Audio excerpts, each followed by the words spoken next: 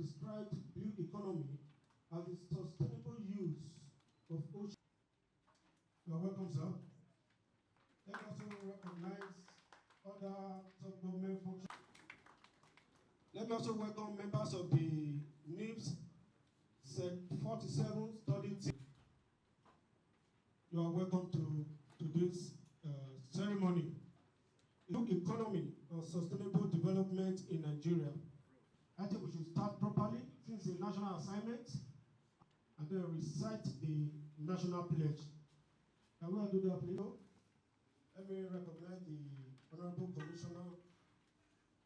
Once they visit like this, and they are able to also conduct some form of study tour, that's what it is, study tour of what you are doing.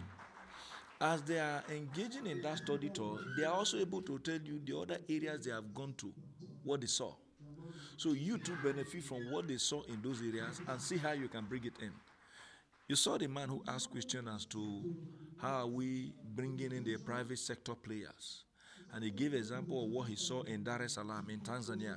That by the time they moved from Dar es Salaam to some other communities in the hinterlands, they were able to use boats owned by private sector players. And the question is, how do you also ensure that you could have that kind of arrangement where you now have collaboration between the government and the private sector people?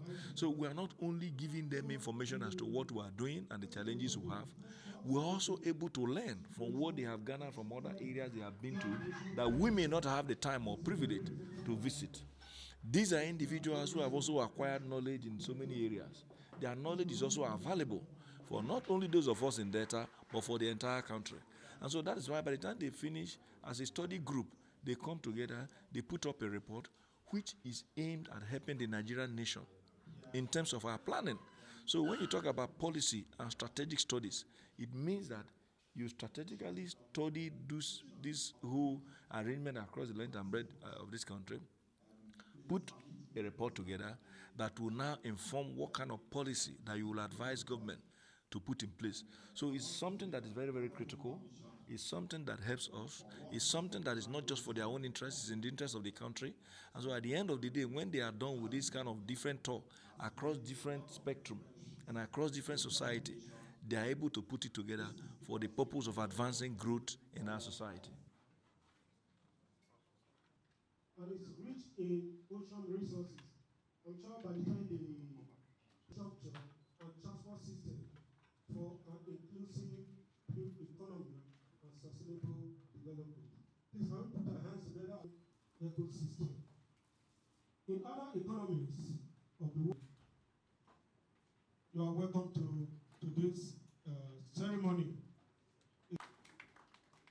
Let me also welcome members of the NIPSS Sec 47 study team. You are welcome, sir. Let me also recognize other top government functions. Let me recognize the Honorable Commissioner. We are here in Delta State in continuation of our research work given to us by Mr. President. So we are here to go and get the details from the government and the people of Delta State on the way forward, touching on the sustainability of the blue economy in Nigeria. Mind you, Delta State is a coastline state, and so we've gone out to African and on intercontinental tour to see what is happening. So we have the mandate of Mr. President to submit our report by December.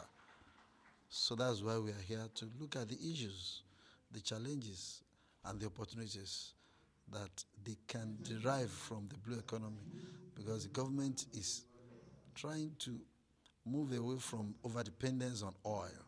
So it's a good way for us to find out what they are doing here to key into the blue economy space, and as directed and provided by the new blue economy ministry created by the present administration.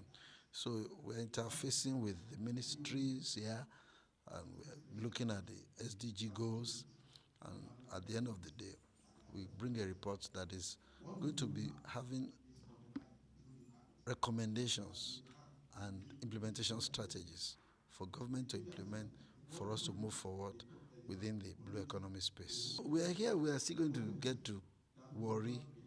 We're going to see the ports. We're going to look at what are the areas where you can have your ecotourism. There are a lot of things embedded in the blue economy. A lot of aquaculture, the fisheries, and a lot of development that can be used to assist job creation, to reduce youth unemployment and encourage the coastline fishermen and the coastline road that they're even constructing from Lagos is part of the development of opening up that corridor to encourage investment and make the blue economy a new area for all of us to thrive, to bring in youth employment, even for the women that are going into fishing, and open up for possible public-private practice to ensure that we have a better blue economy space. What area that